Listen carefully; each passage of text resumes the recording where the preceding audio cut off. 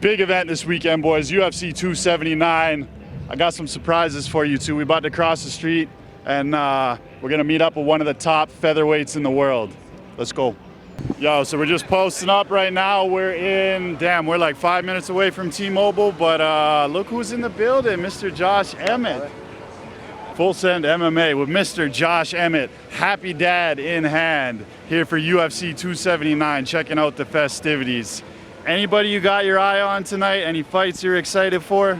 No, I'm excited for the whole card. You know, anything that the UFC puts on, it's always phenomenal fights, especially what happened yesterday, or a crazy turn of events like this weekend, and then Dana White's the man. You know, he gets shit done, like reconstructed the entire card, and it's going down. So I think a lot of these fights are more evenly matched up fights, and just, dude, awesome fights. And fight of the nights, I don't know what's going to be the fight of the night, so I'm pumped for so many of them.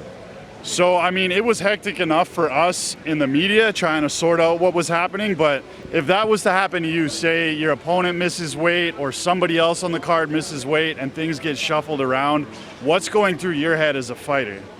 Oh, I would care less, you know what I mean? It's I always hope my opponent misses weight just so I get a little extra 20 to 30% of their purse. And then, yeah, I've never said no to a fight, never turned a fight down. So if that happened, hey, the UFC, Dana White, Hunter, Sean, they know my answer already, so I'd be down for whatever. Do you even have time to process, like, hey, I'm fighting a different opponent, I got to think about his style, I got to, readjust my whole game plan? Or are you like, you know what, fuck it, at this point, I'm here, let's do it, we'll worry about what happens later? Yeah, a fight's a fight at the end of the day, so it does help with having a training camp to, having training partners that kind of emulate your opponent's style, but if you believe you're the best on the planet, it's like, I'll fight anybody. Like, I've taken 3 week notice fights, short notice fights. It's like, I'm going in there to win, get my hand raised, and become a world champion. So for me, I can't speak on anyone else, but it's like, I would care less, I'm down just to go with the flow, and like you said, fuck it, I'm down. I'm here to fight, I'm here to get paid and win. World champion, right? Championship fights. Let's talk about this a little bit. Because no disrespect, right? They're talking a lot about Yair Rodriguez. Coming off that victory over Brian Ortega, Yair Rodriguez is 3-2 in his last 5. Josh Emmett's sitting at 5-0 in his last 5. We should have a serious case for you to be the next contender for Volkanovski, should we not? Yeah, I believe I am next. I'm fighting for the title next. I'm on a 5-fight winning streak. I'm the only guy in the top 5 on a winning streak. Yair, like you said, he's a great fighter, but he's on a 1-fight winning streak, and he lost due to Ortega getting injured, which is unfortunate. But there's only one clear fight, and that's me fighting Volkanovski for the title. What would you think if Volkanovski vacated the title at 45 and moved up to 55 to try and challenge? Yeah, I will fight anyone the UFC offers me. I'll fight anyone for an interim title, for the real title, whoever the champion is. But I would rather go straight to the source. Who's the number 1 contender? I would rather just fight the best of the best. I want to fight the best. I believe I'm the best. So I'm always going to say yes, but I'm only fighting forward. I'm only fighting for a title, whether it's an interim or the real title. They've got Volkanovski right now ranked as the number 1 pound-for-pound fighter on the planet. Do you buy into the pound-for-pound rankings at all? No, I do. I think he's a phenomenal fighter, but it's so hard because, everyone is so good, but it's like he is the best. He's undefeated in the UFC. He's undefeated at featherweight, except I think he lost 1 fight, his second pro fight, but he's a great champion, a good dude, and that's why I want to fight him. He's the pound-for-pound. I want to be standing up there saying pound-for-pound what?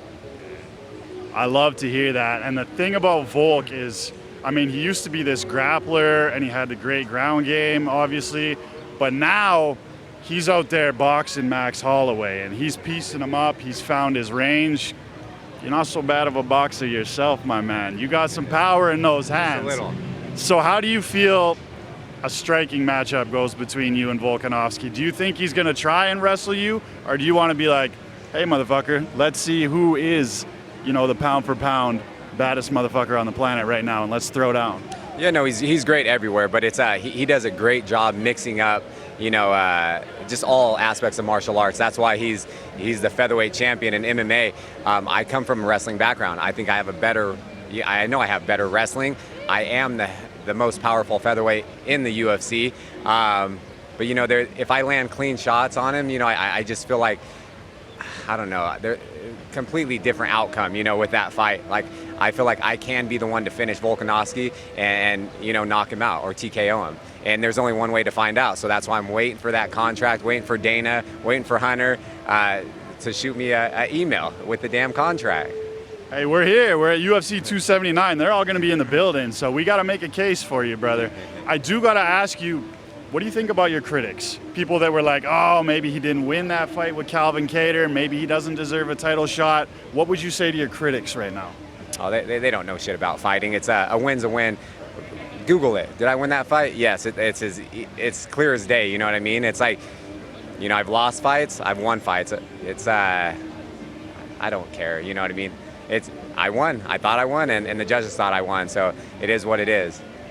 Josh Emmett, man, get this man a title shot. I'm telling you. He's drinking a happy dad. He's hanging out with Full Send MMA. We got the best content, the newest content. Make sure you like, comment, subscribe. And I think now the fun part is going to start. We're going to do a little demonstration. He might show me a couple of combinations, maybe give OG a body shot or two. So let's get this done, brother. Listen, this man has some serious hands, so we're going to get him to demonstrate a little bit. Josh Emmett, talk me through what we're about to do here. Yeah, so of course, the overhand right is one of my favorite shots, but I also like to set that up by going to the body, you know. So I love to hit the body, whether it's on the right side or the liver, and you know, I'll just set up the liver shot by getting you to cover up, shell up top, and then I'll rip the body, and then once I land a clean shot, that's night-night. All right, so I'm going to come at him in an orthodox stance right now. I'm going to have my hands up. So Josh Emmett, I'm standing in front of you like this. How are you going to set up this body shot? I'm going to throw a jab or something?